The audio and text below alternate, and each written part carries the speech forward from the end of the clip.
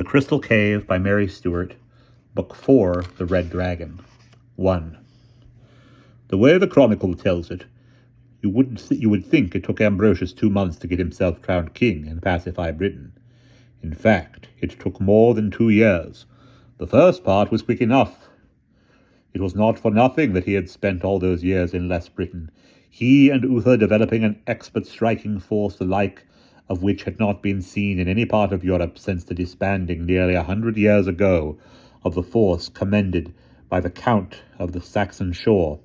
Ambrosius had, in fact, modelled his own army on the force of the Saxon shore, a marvellously mobile fighting instrument, which could live off the country and do everything at twice the speed of the normal force. Caesar speed, they still called it when I was young. He landed at Totnes in Devon, with a fair wind and a quiet sea, and he had barely set up the Red Dragon when the whole west rose for him. He was king of Cornwall and Devon before he even left the shore, and everywhere he moved northwards the chiefs and kings crowded to swell his army.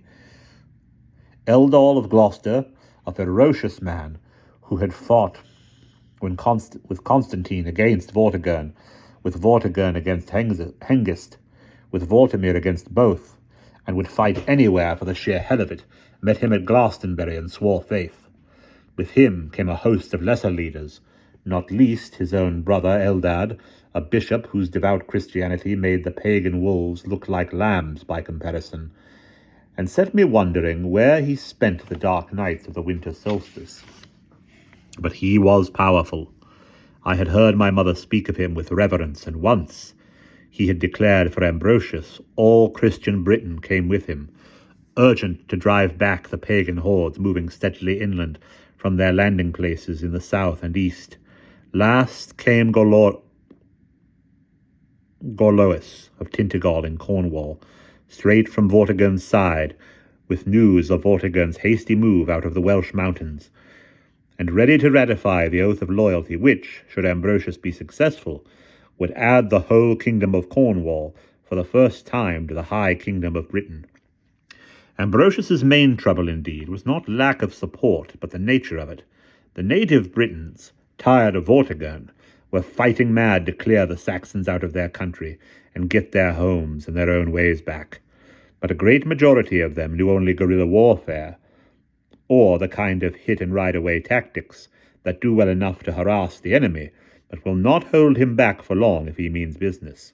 Moreover, each troop came with its own leader, and it was as much as any commander's authority was worth to suggest that they might regroup and train under strangers.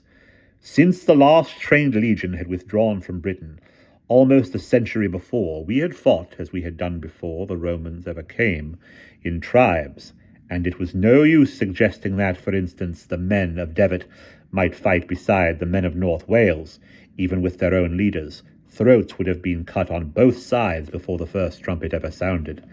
Ambrosius here, as everywhere, showed himself master. As ever he used each man for what that man's strength was worth, he sowed his own officers broadcast among the British for coordination. He said no more, and through them quietly adapted the tactics of each force to suit his central plan, with his own body of picked troops taking the main brunt of attack. All this I heard later, or could have guessed from what I knew of him. I could have guessed also what would happen the moment his forces assembled and declared him king. His British allies clamoured for him to go straight after Hengist and drive the Saxons back to their own country. They were not unduly concerned with Vortigern. Indeed, such power as Vortigern had was largely gone already, and it would have been simple enough for Ambrosius to ignore him and concentrate on the Saxons, but he refused to give way to pressure. The old wolf must be smoked out first, he said, and the field cleared for the main work of battle. Besides, he pointed out, Hengist and his Saxons were Northmen, and particularly amenable to rumours and fear. Let Ambrosius once unite the British to destroy Vortigern, and the Saxons would begin to fear him as a force really to be reckoned with. It was his guess that, given the time, they would bring together one large force to face him, which might then be broken at one blow.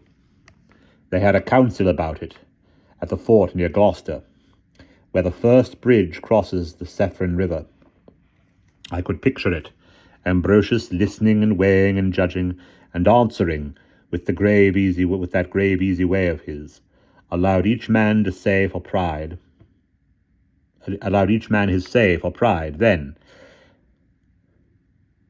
taking at the end the decision he had meant to take from the beginning, but giving way here and there on the small things, so that each man thought he had made a bargain, and got, if not what he wanted, then something near it, in return for a concession by his commander.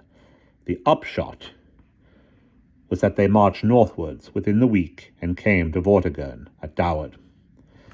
Doward is in the valley of Goy, which the Saxons pronounce as Way or Wye. This is a big river which runs deep and placid-seeming through a gorge whose high slopes are hung with forests. Here and there the valley widens to green pastures, but the tide runs many miles upriver, and these low meadows are often in winter awash under a roaring yellow flood, for the great Wye is not so placid as it seems. And even in summer there are deep pools where big fish lie, and the currents are strong enough to overrun a coracle and drown a man.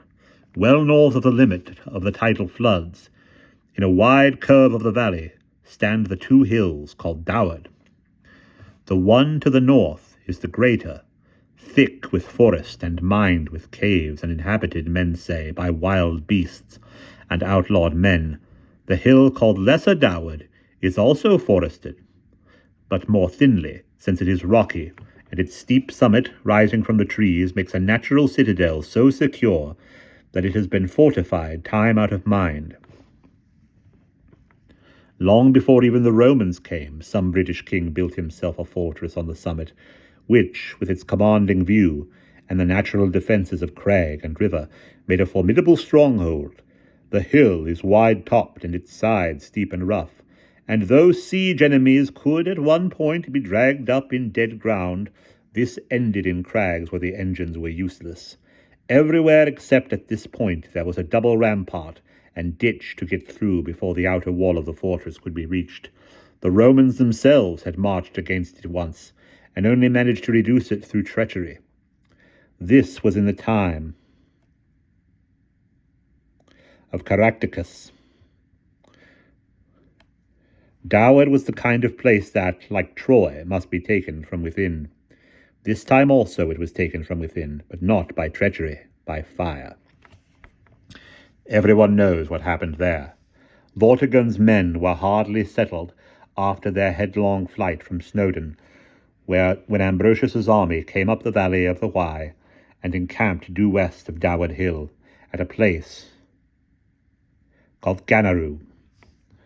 I never heard what store of provisions Vortigern had, but the place had been kept prepared, and it was well known that there were 2 good springs within the fortress, which had not yet been known to fail, so that it might well have taken Ambrosius some time to reduce it by siege.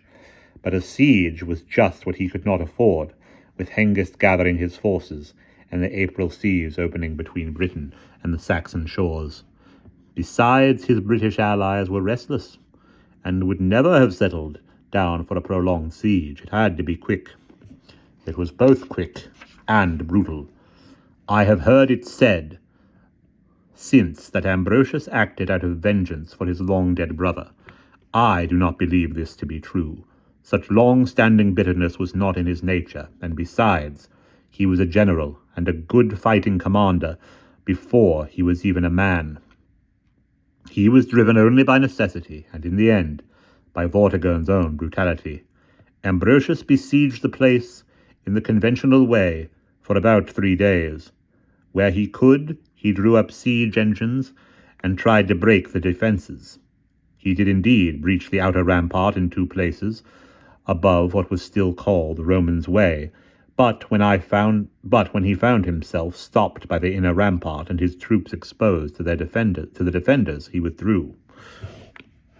When he saw how long the siege would take, and how, even in the 3 days, Some of his British troops quietly left him and went off on their own like hounds after the rumor of Saxon hares.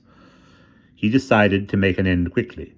He sent a man to Vortigern with conditions for surrender. Vortigern, who must have seen the defection of some of the British troops, and who well understood Ambrosius's position, laughed and sent back the messenger without a message, but with the man's own 2 hands severed and bound in a bloody cloth to the belt at his waist.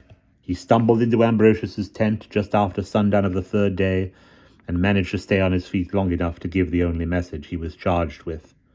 "They say that you may stay here, my lord, until your army melts away, and you are left handless as I. They have food in plenty, sir. I saw it, and water." Ambrosius only said, "He ordered this himself." "The Queen," said the man. "It was the Queen."